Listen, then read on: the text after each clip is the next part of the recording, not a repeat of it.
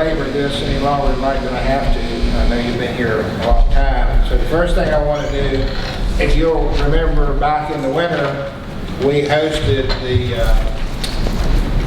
taping and filming of the Dope Sick miniseries for Hulu.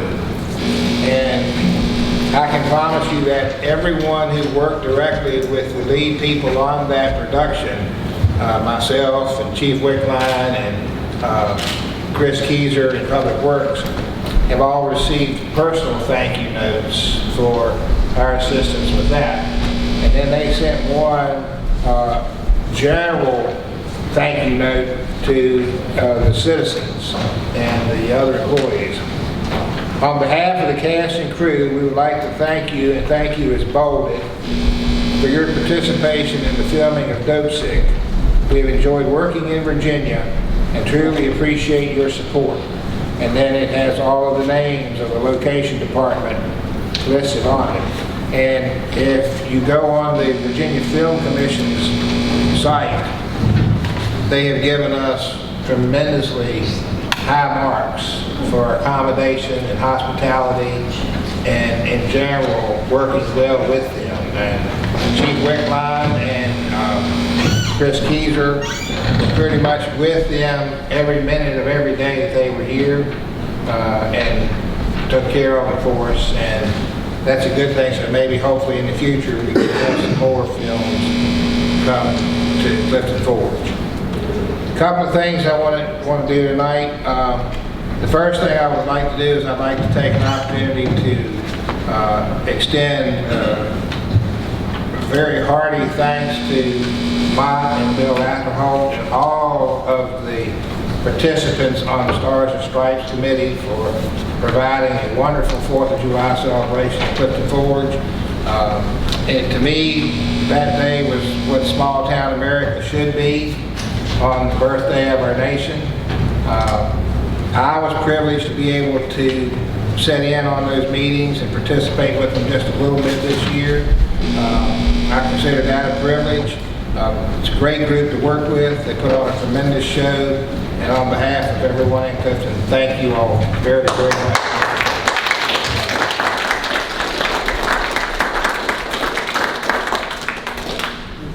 Finally, I think the sinkhole on Route 60 in front of BB&T is under control. We do have to go back and do a little bit of paving touch-up on the eastbound lane. It's still got a little bit of a dip, but they assure me that that's just where the asphalt has settled because it was so hot the day they poured it. So we've got that project off of us and moving on to the next dilemma that we can find. So.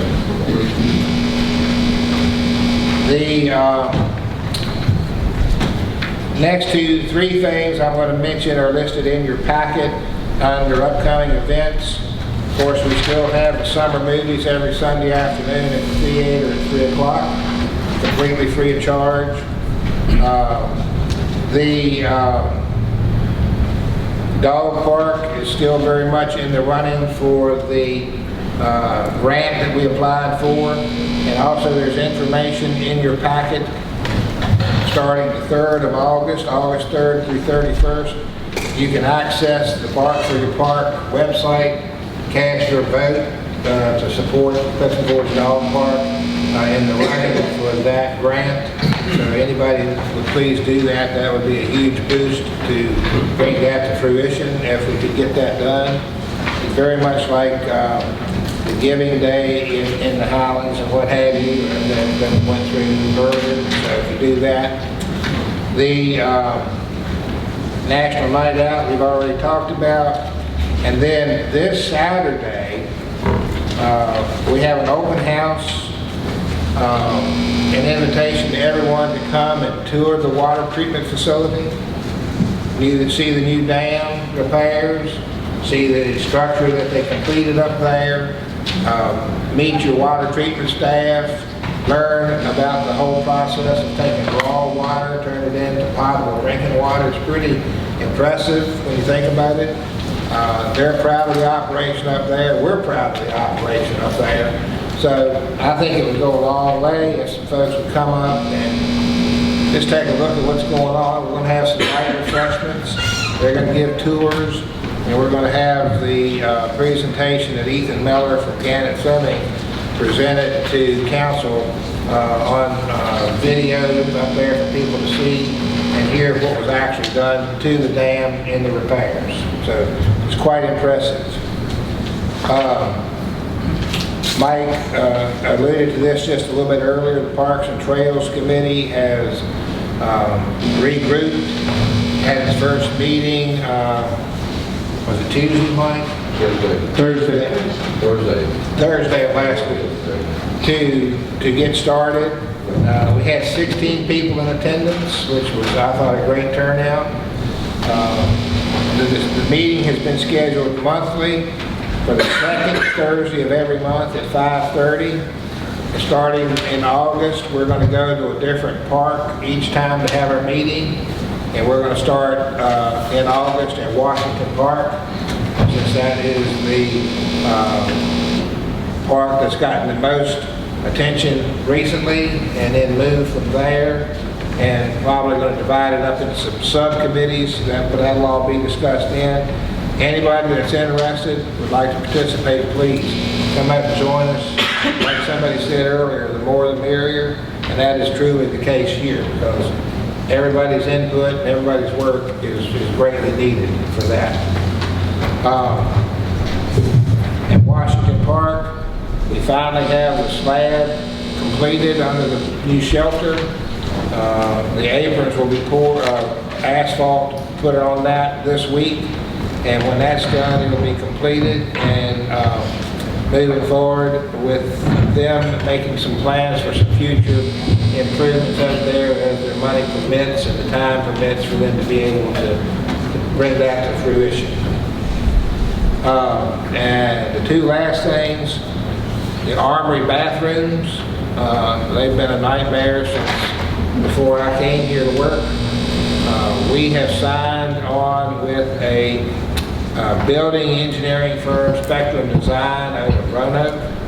They have come up with the plans for the construction and renovation of those bathrooms in compliance to ADA requirements, and also in line with plans and design work that they did in January of 2020 for the town of Clifton Forge on those bathrooms, and it never came to reality. So they are back in the ball game with us on that, and starting next week they're going to take those bathrooms to bid, to the bid process, and they will oversee the renovation and construction on those projects until it's completed and finished. We'll get that behind us and get that off the plate. And then the last thing that we've talked, and we talked about this at length on numerous meetings, and it's recycling. And I've talked to some of you all individually about some of this. We're kind of in a precarious situation right here, because nowhere in Allegheny County is there a drop-off location. JRE closed up and went out of business at the end of June. That's who the county was using, that's who Iron Gate was using. So the only drop-off site in eastern Allegheny County is Clifton Forges.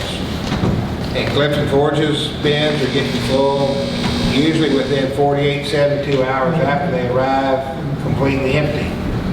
And just for point of reference, it's going to have to be a decision that has to be addressed, I think, before the fiscal year ends this year. We just started it.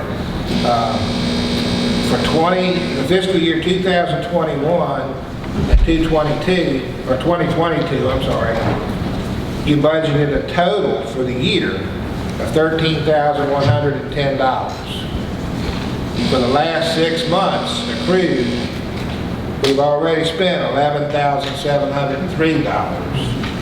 Now, granted, those last 6 months were on the tail end of fiscal year 2020, 2021, but I promise you there was no more money budgeted last year than it was this year. In fact, maybe more money this fiscal year was budgeted. So we're going to come up with a shortfall on the budgeted amount for recycling by the mid-term of the fiscal year. So by Christmas time, we're going to be looking at having to make a decision as to whether we're able to continue recycling or what other avenue we're going to have to take on that. So I just wanted to put that out there for thought and discussion so that you'll know where we stand on it. And with that, Madam Mayor, that's the end of my comments tonight. Thank you.